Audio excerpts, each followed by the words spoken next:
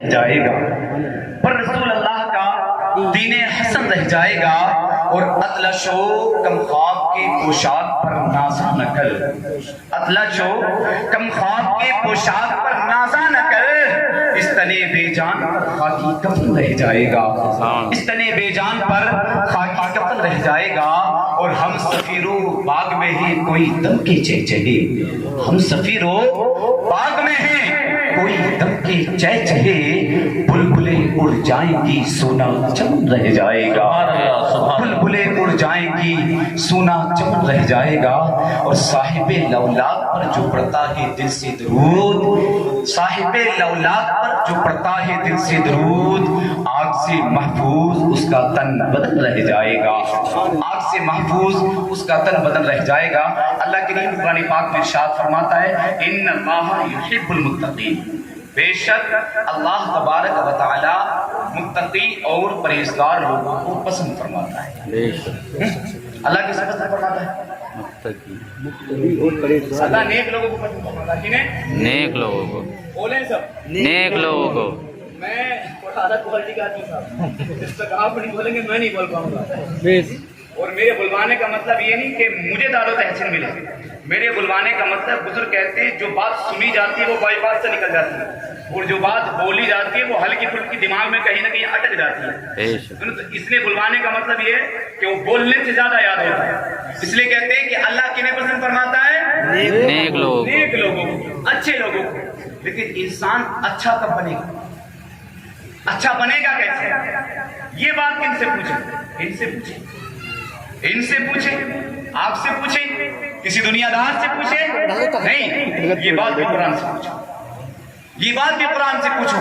بتاؤ جب اللہ نے کہا مجھے نیک پسند ہے، مجھے پرہیزگار پسند ہے، مجھے متقی پسند ہے، پھر وہ رب بھی بتائے گا انسان متقی بنتا کیسے ہے، پرہیزگار بنتا کیسے ہے، اچھا نیکوکار بنتا کیسے ہے؟ تو قرآن جواب دیتا ہے ان الصلاۃ تنہی عن الفحشاء والمنکر، بے شک نماز روکتی ہے بے حیا اور بری باتوں سے۔ بے شک سبحان اللہ، نماز روکتی ہے بے حیا، نماز کیسے روکتی ہے؟ بری باتوں سے۔ نیک کون لوگ ہوتے ہیں؟ نمازی۔ نیک لوگ کون ہوتے ہیں؟ جو نماز پڑھتے ہیں، بری باتوں سے بچ جائیں وہ نیک ہوتے ہیں۔ بھئی بری باتوں سے بچنا ہی تو نیک ہوتا ہے۔ جب آدمی بری باتوں سے نہیں بچے گا، لاکھوں نمازیں پڑھو، لاکھوں سجدے کرو، کروڑوں عبادتیں کرو، جتنا چاہو پوری رات سجدے میں گزار دو، پوری رات قرآن کی تلاوت میں گزار دو، اگر اچھے اعمال نہیں کرتے تب تک متقی نہیں بن سکتے، جب تک بری باتوں سے نہیں بچ سکتے۔ آپ اچھے عمل کرتے رہو، برائی بھی کرتے رہو، اچھا عمل کرتے رہو، برائیاں بھی کرتے رہو، اچھا عمل کرتے رہو، چوریاں بھی کرتے رہو، نمازیں پڑھتے رہو، گناہ بھی کرتے رہو، نمازیں پڑھتے رہو، زنا بھی کرتے رہو، نمازیں پڑھتے رہو، شراب بھی پیتے رہو، نمازیں پڑھتے رہو، جوا بھی کھیلتے رہو، نمازیں پڑھتے رہو، تاش بھی کھیلتے رہو، نمازیں پڑھتے رہو، اس کے علاوہ تمام خرافاتیں کرتے رہو جو ناقابل برداشت ہیں، وہ ساری بری باتیں کرتے رہو، پھر نیک بن جاؤ گے؟ ہرگز نہیں۔ نماز برائیوں سے روکتی ہے، اور نماز پڑھنے کے بعد اگر برائیوں سے نہ رکو تو پھر اپنے ایمان کا جائزہ لو، اپنی نمازوں کو کھنگالو، پھر اپنی نمازوں کو کھنگالو، کیونکہ قرآن وہ مقدس کتاب ہے، ساری کائنات پھٹ سکتی ہے، زمین پھٹ سکتی ہے، آسمان ہٹ سکتا ہے، دن کو رات اور رات کو دن ہو سکتا ہے، لیکن قرآن غلط نہیں ہو سکتا، قرآن غلط نہیں ہو سکتا۔ اس لیے کہ آسمان سے نازل کیا گیا، اس لیے کہ جبریل لے کر کے آئے، اس لیے کہ آسمانی کتاب ہے؟ نہیں، اگر اس لیے ہوتا تو توریت بھی آسمانی کتاب ہے، زبور بھی آسمانی کتاب ہے، انجیل بھی آسمانی کتاب ہے، توریت بھی بدل دی گئی، زبور بھی بدل دی گئی، انجیل بھی بدل دی گئی، اگر باقی کوئی کتاب ہے، اگر محفوظ کوئی کتاب ہے، اس کا نام قرآن مجید ہے۔ میں نے کہا کس لیے؟ تو کہا اس لیے اسے نسبت محمد رسول اللہ سے ہے، اور جو محمد رسول اللہ کا ہوتا ہے جہنم کی آگ حرام کر دی جاتی ہے۔ سبحان اللہ۔ جہنم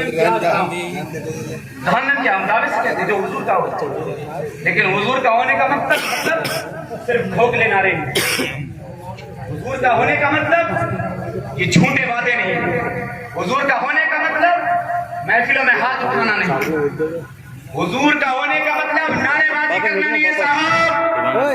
حضور کا ہونے کا مطلب جو حضور کا ہو گیا وہ دنیا کو ہی بھول جائے گا.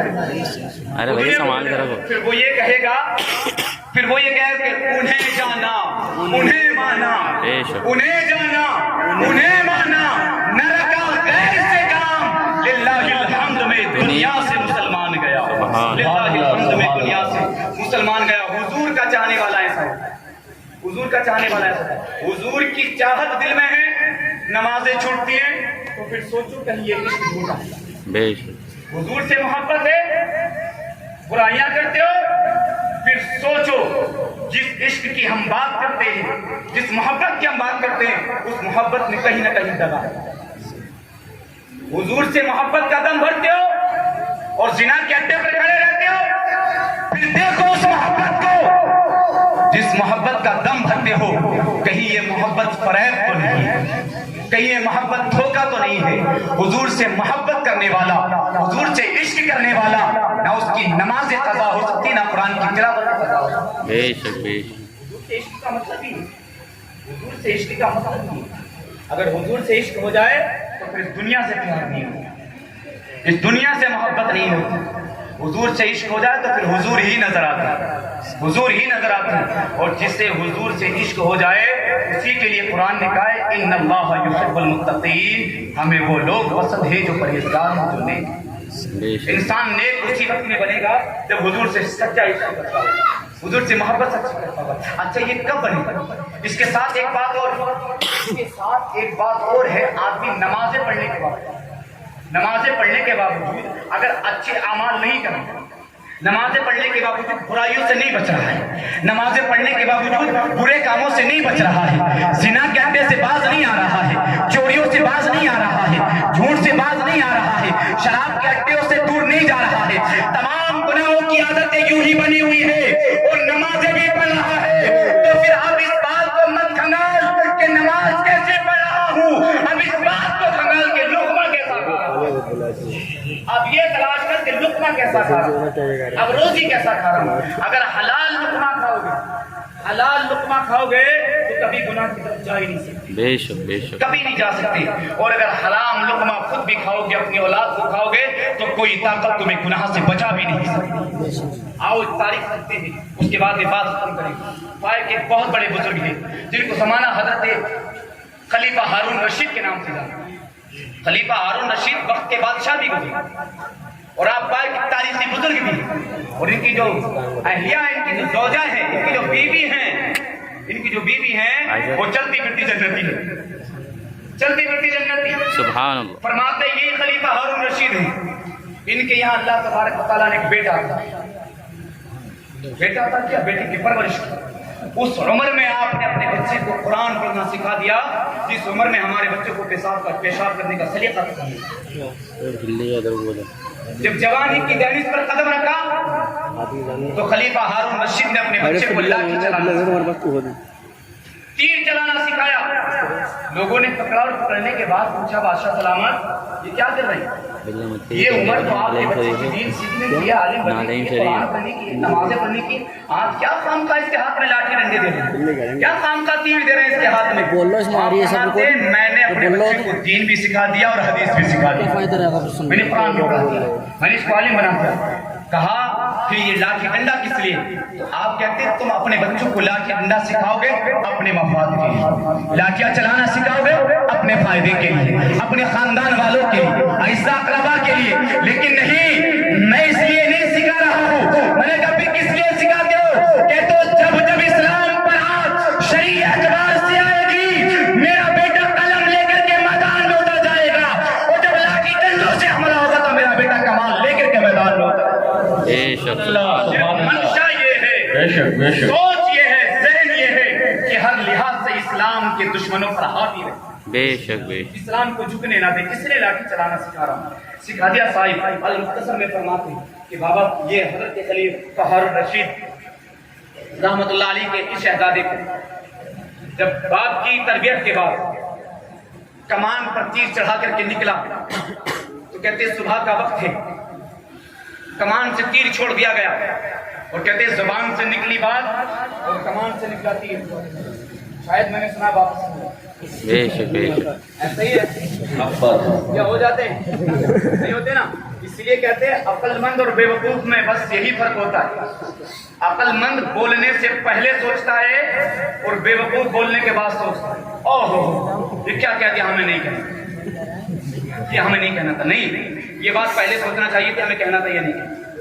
خلیفہ ہارون رشید کے بیٹے کی کمان سے تیر اترا. جب تیر اترا, تم بھی سنو, یہ تمہارے کام کی بات ہے. آپ میری طرف دیکھیں, مجھے جس سے مخاطب ہونا میں ہو رہا ہوں, آپ مجھے دیکھیں سب سے اچھا میں ہوں کیونکہ میں حضور کی بات کر رہا ہوں. بے شک بے شک. سورہ خلیفہ ہارون رشید کے بیٹے نے کمان پر تیر چڑھایا. کہتے ہیں صبح کا وقت ہے, اب وہ تیر کمان سے اتر گیا. وہ جب کمان سے اترا تو شکار کی چیز کا ہوا. کہتے غریب آ گیا, ایک غریب بھشتی پانی پلانے والا آ گیا. جب کمان سے تیر اترا تو اس غریب کے مشکیزے میں جا کے لگا. اور جب غریب کے مشکیزے میں لگا تو مورخ فرماتے ہیں کہ سارا پانی ایک ایک قطرہ کر کے زمین پہ گر گیا. غریب کی چیخ نکل گئی اور اس نے لپک کر کے اس کا ہاتھ پکڑ لیا. لوگوں سے پوچھا کس کا بچہ ہے, کس کا بچہ ہے؟ لوگوں نے کہا بادشاہ سلامت کا بیٹا ہے, خلیفہ ہارون رشید کا بیٹا ہے. ہاتھ پکڑا لے کر کے خلیفہ ہارون رشید کے دروازے پر پہنچے. گھر پر نہیں ملے. کسی نے کہا کہ وہ اپنے عدالت میں ہے. جب عدالت پہنچے تو کہتے وہاں جا کر کے کسی سرمایہ دار کا فیصلہ سنایا جا رہا تھا. جب نظر غریب پر پڑی ہے, جب نظر اس بے سہارا پر پڑی ہے, اس مزدور پر پڑی ہے, تو خلیفہ ہارون رشید نے دیکھا یہ وہ شخص ہے جسے گلیوں میں ہونا چاہیے تھا, جسے لوگوں کے دروازوں پر ہونا چاہیے تھا, پانی پلاتا ہوا ہونا چاہیے تھا. آج میرے دربار میں کیسا ہے, فیصلہ موقوف کر دو, عدالت بند کر دو, اس کو میرے پاس لے کر کے. اور بات جو وجہ کیا ہے, آج ہماری بارگاہ میں کہتے ہیں سبحان اللہ. غریب کر لیا گیا. صاحب آج تو میں کیا کہوں, رلاؤں تو بغاوت, ہنساؤں تو بغاوت, بتا داستہ چھیڑوں تو چھیڑوں کیسے, کس سے کہیں کیا کہیں. لیکن خیر سنیے گا, خلیفہ ہارون رشید نے پکڑا اور جب وہ سامنے کھڑا ہوا تو پوچھا کیسے کیسے آنا ہوا. تو اب وہ کیا کہتا, پانی بھرنے والا کہتا ہے کہ حضور یہ بچہ کس کا ہے. آپ کے بیٹے کی جانب اشارہ کر کہتا ہے یہ بچہ کس کا ہے. خلیفہ ہارون رشید نے کہا بچہ ہمارا, قصور کیا ہے, خطا کیا ہے, غلطی کیا ہے. تو کہتے آج اس نے ہمارے مشکیزے میں سراغ کیا, جس کی وجہ سے آج شام کو ہمارے گھر میں چولہا بھی نہیں جلے گا, ہمارے یہاں چولہا بھی نہیں جلے گا. خلیفہ ہارون رشید نے کہا یہ مال غنیمت رکھا ہوا ہے, اس میں سے کچھ مال اٹھاؤ اور اس کو دے دو, اپنی ضرورت پوری کر لے گا. اس نے کہا خبردار, خبردار, جس مال کو دینے کی بات کر رہے ہیں یہ آپ کا نہیں, نہ آپ کے باپ کا مال ہے. کہا پھر کس کا مال ہے؟ کہا یہ رعایا کا مال ہے, پرجا کا مال ہے, اور تمہیں مجھے دینے کا اس میں کوئی ادھیکار, کوئی حق نہیں. آج تو صاحب پورا معاملہ نپٹا گیا. میں کہہ رہا ہوں نہیں کہ رلاؤں تو بغاوت, ہنساؤں تو بغاوت, پورا معاملہ نپٹا گیا لوگ. لیکن میرے کیا, خلیفہ ہارون رشید نے اس کو تو بھیج دیا. اب بیٹے کا ہاتھ پکڑا اور لے کر کے گھر چلے. گھر پہنچے, گھر جا کر کے دیکھا تو شریک حیات کھانا تناول فرما رہی.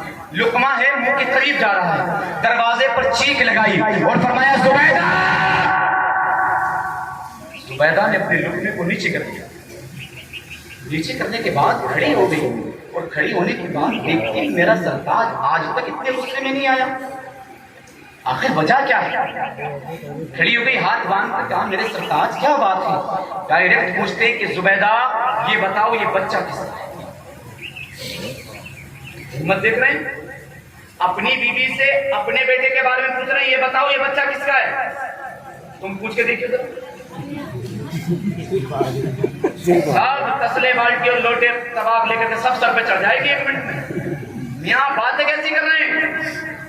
لیکن صاحب اچھی تربیت ہونا بھی ضروری ہے, اچھی تربیت ہونا بھی ضروری ہے. ابھی جو مولانا صاحب نے کہا تھا کہ عالم اور غیر عالم یہ سب برابر نہیں ہو سکتے, یہ بہت کامیاب بات انہوں نے کہی ہے.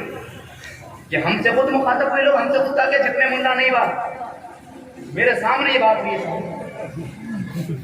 جتنے ملا اتنی نہیں بات. اس بات کا احساس اس دن ہوگا جس دن میزان پر رکھا جائے گا, چلے گا اس دن پتا. فکر نہ کرو, نہ میرا کچھ بگاڑ سکتے ہو نہ ان کا کچھ بگاڑ سکتے. اگر خسارہ کسی کا ہے تو آپ کا. میں نے روایت میں پڑھا حضرت حدیث پاک حضور فرماتے 5 لوگ ایسے جن کی نماز جنازہ پڑھنے کا حکم نہیں, جن کی نماز جنازہ پڑھنے کا حکم نہیں ہے. ان میں سے ایک وہ ہے جو امام کا باغی ہے, امام کا مخالف, اور اسی حالت میں انتقال کرتا ہے, اس کی نماز جنازہ پڑھنے کا حکم نہیں. بے شک بے شک ابھی ہم ہیں کہاں؟ ابھی تو ملوں پر اٹکے ہوئے ہیں. جس دن ملوں سے باہر نکلو گے اس دن پتا چلے گا ہم کر کیا رہے ہیں. اس دن احساس ہوگا اس چیز کا. زندگی کو یوں ہی برباد نہ کرو, اس زندگی کو حاصل کرو, حاصل, اور جس لیے دی گئی ہے, جس مقصد کے لیے عطا کی گئی اس مقصد کو مت بھولو. اس مقصد میں کامیاب اور کامران ہو کے جاؤ, ورنہ جہنم کی وہ خطرناک وادی رکھی ہے جس سے جہنم خود دن میں 70,000 مرتبہ پناہ مانگتا ہے. اللہ اکبر. وہ جہنم خود اس سے پناہ مانگتا ہے. لیکن آئیے آپ پوچھتے بتاؤ یہ بیٹا کس کا ہے؟ بہت بڑی بات ہے بیوی سے پوچھنا اور اپنی اولاد کے بارے میں.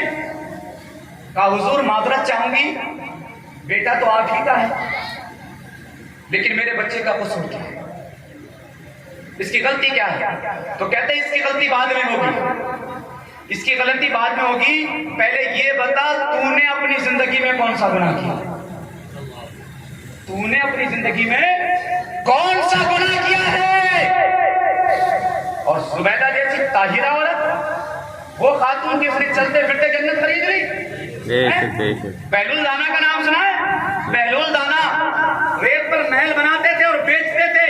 پوچھا صاحب کیا کر رہے ہو؟ کہ جنت میں محل بنا رہا ہوں. کیا بیچو گے کہ ہاں بیچیں گے؟ زبیدہ نے خرید لیا.